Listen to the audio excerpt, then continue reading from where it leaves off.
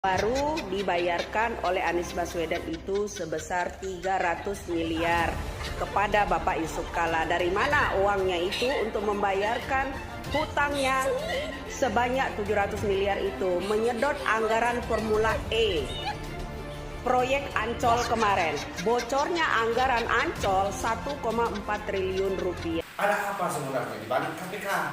Tumpulnya KPK saya kira perlu kita pertanyakan. Dan seluruh elemen bangsa saya kira wajib hukumnya untuk memantau kasus ini. Jadi sekali lagi bahwa Anies Baswedan ini sebagai salah seorang calon presiden harus betul-betul clear dari tudingan-tudingan yang sifatnya akan merusak bangsa kita.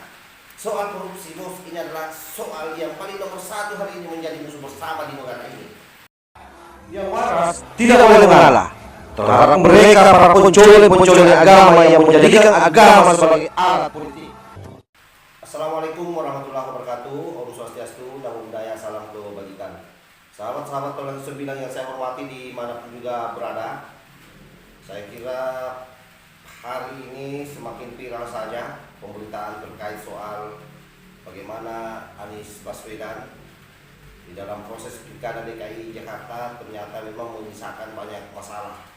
Kali ini kembali Mbak Widya, salah seorang perempuan cerdas menurut saya, sekaligus kritis terhadap situasi bangsa kita, di mana beliau secara buka-bukaan memblow up, sebagaimana 2 hari sebelumnya juga saya sudah blow up terkait soal adanya utang piutang secara pribadi antara Anies Baswedan dengan JK atau Yusuf Kalla.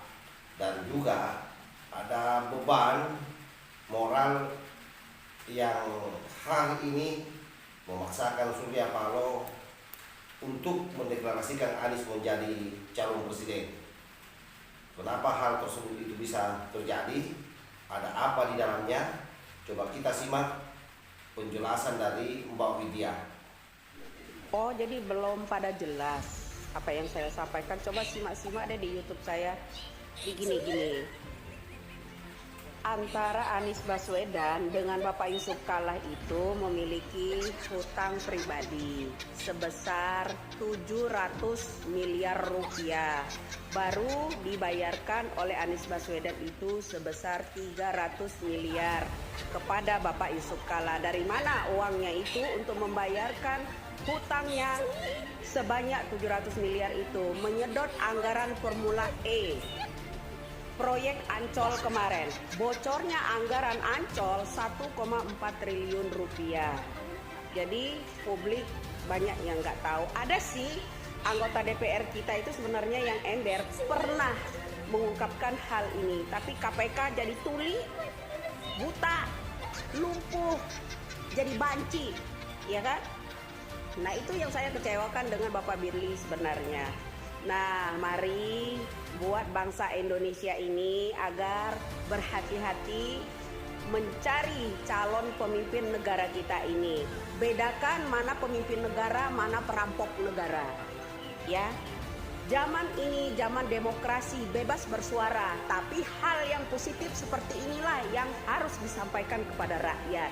Bukan berarti bebas berdemokrasi, mencaci maki, membuat fitnah, isu-isu hoax yang kalian angkat.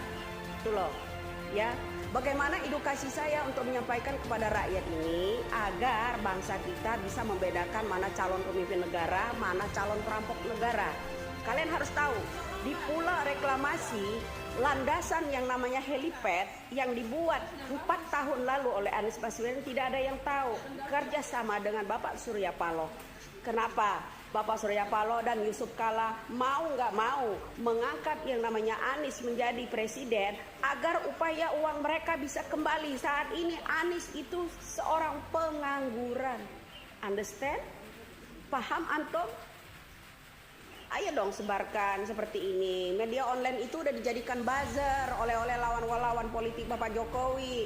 Saya bukan fanatik dengan partainya, tetapi saya fanatik dengan Bapak Jokowi, salut dengan kinerjanya. Ya. Salut dengan pembangunannya. Saya bukan orang partai.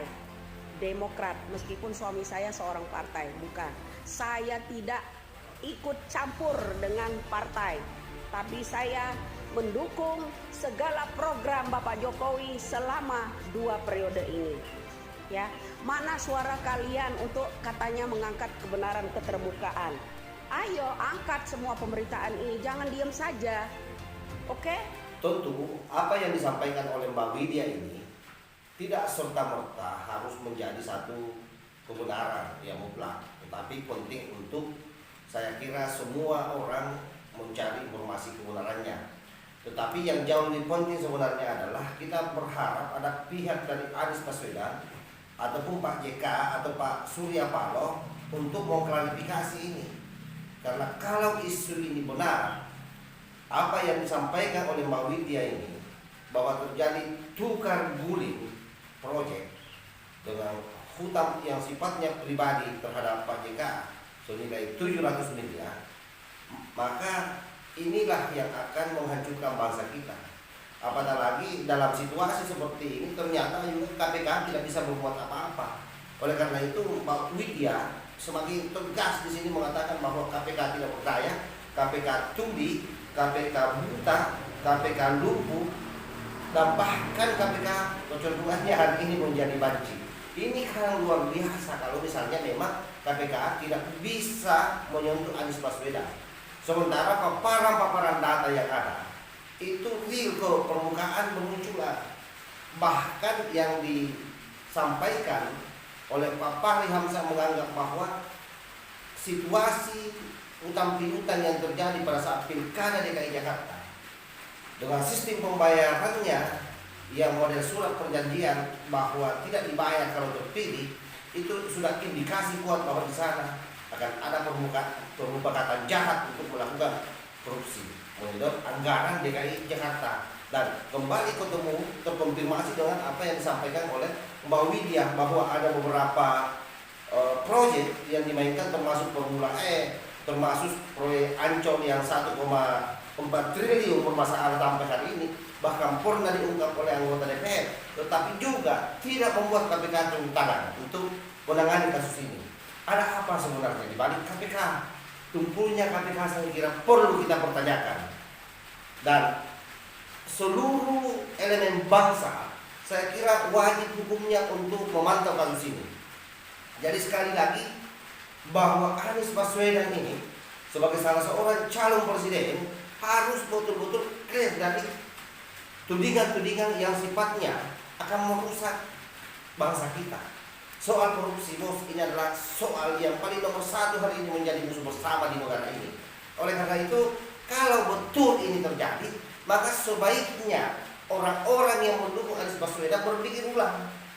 Karena ini bukan tokoh, karena ini bukan capres yang bisa diharapkan membangun, tapi menghancurkan bangsa ini bila mana terpilih. Terlalu banyak beban-beban politik yang dia pinggul, yang dia panggul. Terlalu banyak beban pribadi yang dia mau bawa masuk dalam konteks politik, termasuk yang 700 miliar itu yang konon ceritanya masih tersisa 400 miliar pada saat apa yang disampaikan oleh Mbak Widya tadi. Oleh karena itu saya kira sahabat-sahabat Nusantara jangan lupa untuk memberikan pengawalan terhadap problem yang terjadi hari ini di tengah-tengah proses pencapresan Anies yang ternyata menyisakan banyak masalah terkait soal anggaran. KPK harus turun tangan. Sekali lagi Pak Mahfud MD sudah memberikan sinyal kepada KPK. Seharusnya KPK tidak boleh berdiam diri, harus lebih giat lagi untuk meng-up kasus korupsi yang kira-kira melibatkan Anies Baswedan dengan adanya dasar-dasar permasalahan yang baik itu secara pribadi ke Pak JK terhadap Pak Surya Paloh, ataupun misalnya terhadap bagaimana dia dengan Pak Sandiaga Uno dulu pada saat maju menjadi calon gubernur DKI yang ternyata ada dana di sana yang digunakan sebanyak 92 miliar yang tidak dibayar sampai hari ini secara komunal oleh orang-orang ini, tetapi proses penyelesaiannya adalah melalui pembicaraan secara pribadi antara Anies Baswedan dan Sandiaga Uno. Dan ketika itu terjadi betul, maka otomatis yang digorus pasti adalah APBD DKI Jakarta. Lahul muwafiq ila aqwamit thoriq. Wassalamualaikum warahmatullahi wabarakatuh. NKRI harga mati, Nusantara milik kita.